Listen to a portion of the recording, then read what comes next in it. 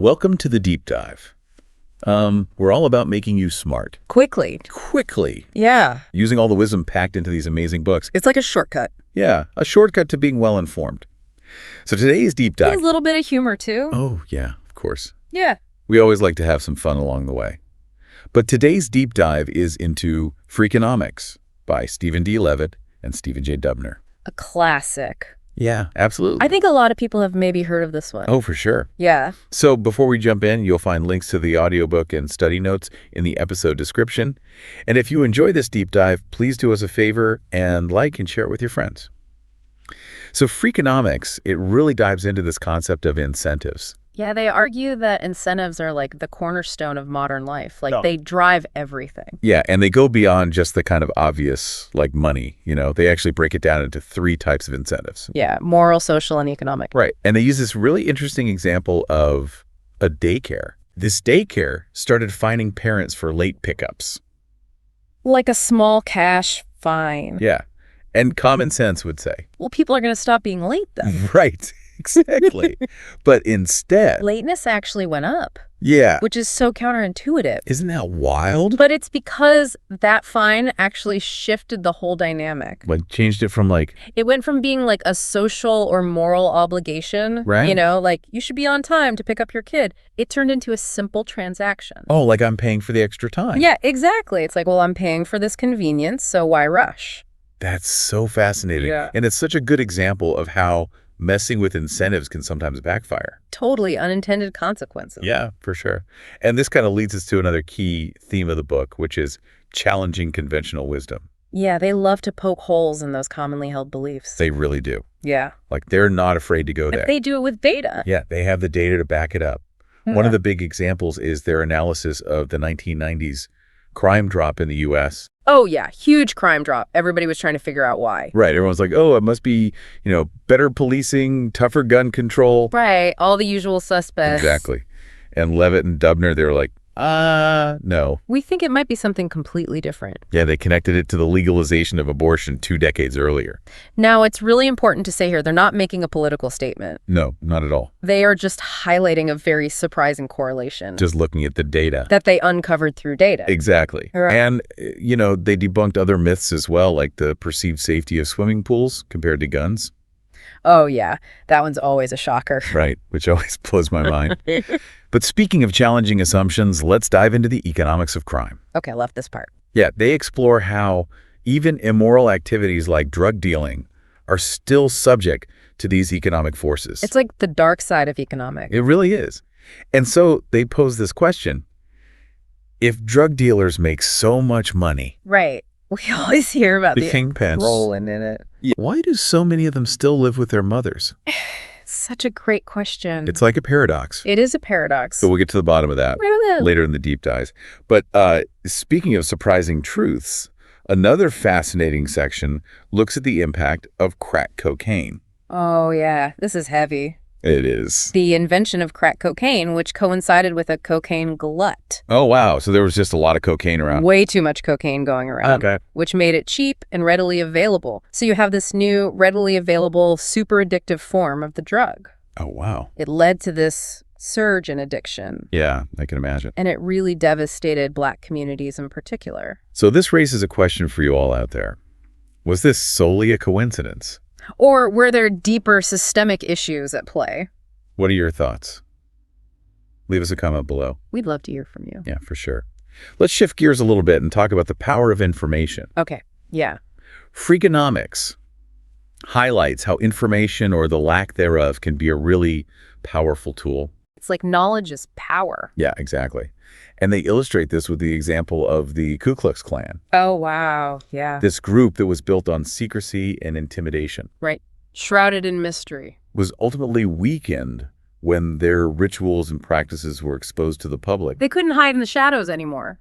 It's kind of like sunlight is the best disinfectant. Yeah, exactly. Right. And this idea of information asymmetry, it plays out in everyday situations too. Like they talk about real estate agents. Oh, yeah. And how they often get better deals for themselves than their clients. Because they know more about the market. Exactly. Yeah. It's like they have that insider information. It's a good reminder to do your research. Yeah. Be informed. Level the playing field. For sure. So as we're seeing here, one of the core messages of Freakonomics is this idea that data can reveal truths. That are way more complex than simple intuition. Yeah, or conventional wisdom. Exactly. It's like data can tell a different story It can, and it often does. than what we might assume. Yeah. Freakonomics really encourages us to question everything. Yeah, and to look for those hidden incentives. And to be data-driven in our thinking. Right. To always seek out the data behind the claims. Don't just take things at face value. Exactly. All right, so we've covered a lot of ground here. We've talked about incentives, challenging conventional wisdom, the economics of crime, the power of information. And we've only just scratched the surface. I know there's so much more to unpack. So much more to dig into. But we're going to take a quick break and we'll be right back. Stay tuned. All right, so welcome back to our deep dive into Freakonomics. And we're going to jump right back in with a topic that's particularly relevant for, all the parents out there. Oh, yeah. What really makes a good parent? It's the age-old question, right? It really is. And Freakonomics, they use data to debunk some common parenting myths. Yeah, they love to turn those assumptions on their head. For instance, they found that things that we often associate with good parenting, like taking your kids to museums. Oh, yeah, enriching them with culture. Right. Or reading aloud daily. You got to read to your kids. Right. That these things didn't actually correlate with better school performance. It's surprising, right? Yeah. What did correlate, though, was having educated parents. Makes sense. Yeah, and having lots of books in the house. So it's more about the environment. Yeah, like creating that environment that encourages learning. Exactly. And it's important to remember here, correlation doesn't equal causation. Right. Just because two things happen together doesn't mean one causes the other. It's a good reminder to be critical thinkers when we're bombarded with all this parenting advice. Oh, for sure. There's so much information out there. So much. It's hard to know what to believe. You got to filter it. Exactly. But before we move on, let's go back to that drug dealer paradox we mentioned earlier. Oh, yeah. If they're making so much money, why are they still living at home? It's a good question. Right. It turns out most drug dealers aren't actually rolling in cash. Really? The structure of these drug gangs is much more like a pyramid scheme. Oh, wow. So you have these few kingpins at the top living lavish lifestyles, Okay. but the vast majority of dealers are at the bottom. Oh, so it's like the bottom of the pyramid. Exactly. They're earning very little money, and they're stuck in the cycle of high risk, low reward. And they're hoping to climb that ladder. Yeah, they're dreaming of becoming the next kingpin. But the odds are stacked against them. Yeah, it's a tough reality. It really is.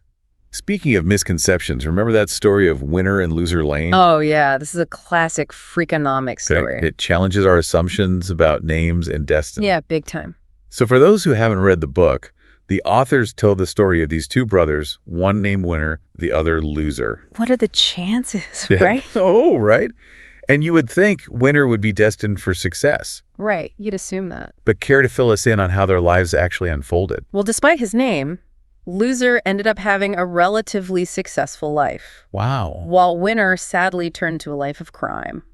Isn't that wild? It's like a perfect example of how our intuition can be completely wrong. And this ties back to the book's central theme of using data to challenge conventional wisdom. Absolutely. Freakonomics encourages us to approach the world with a healthy dose of skepticism. Right. To question everything. And to always look for the data behind the claims. Don't just take things at face value. Exactly.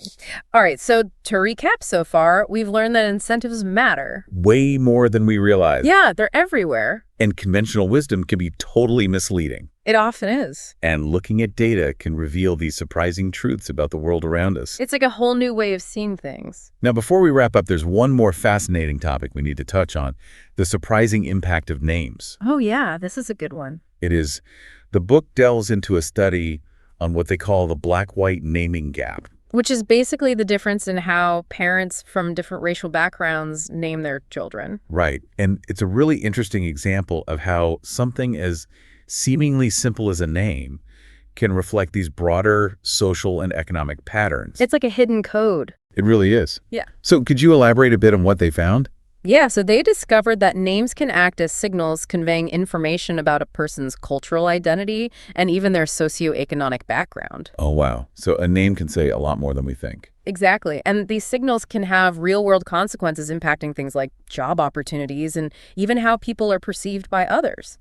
It's a powerful reminder that our names, which we often take for granted, can carry a lot of weight in society. Yeah, they're not just arbitrary labels. It's like this subtle but important example of how societal forces shape our lives. Often without us even realizing it. So as we wrap up our deep dive into Freakonomics, it's clear that this book is more than just a collection of interesting anecdotes. It's a call to action. It is. It's a call to think differently. To question our assumptions. And to be more aware of these hidden forces that shape our world.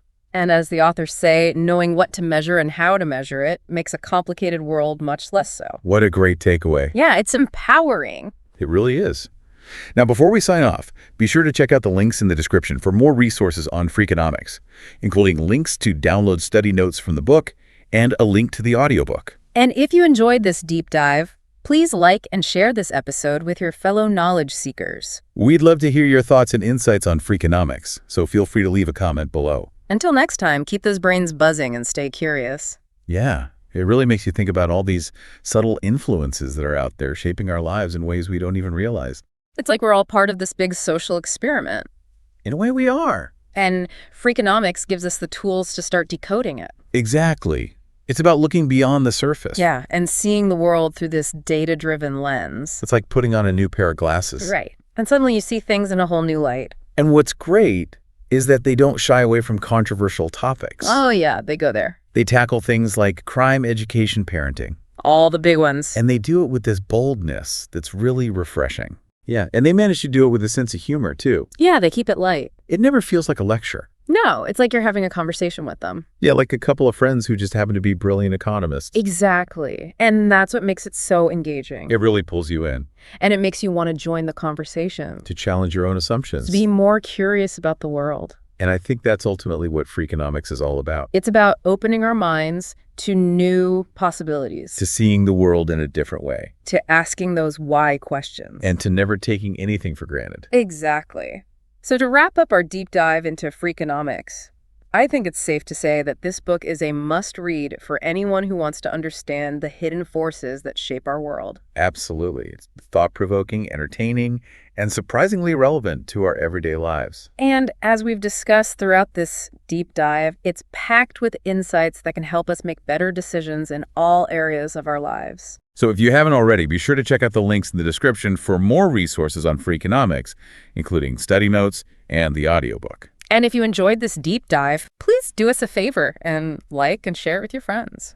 We'd love to hear your thoughts on Freakonomics, so feel free to leave a comment below. Until next time, keep those brains buzzing. And stay curious.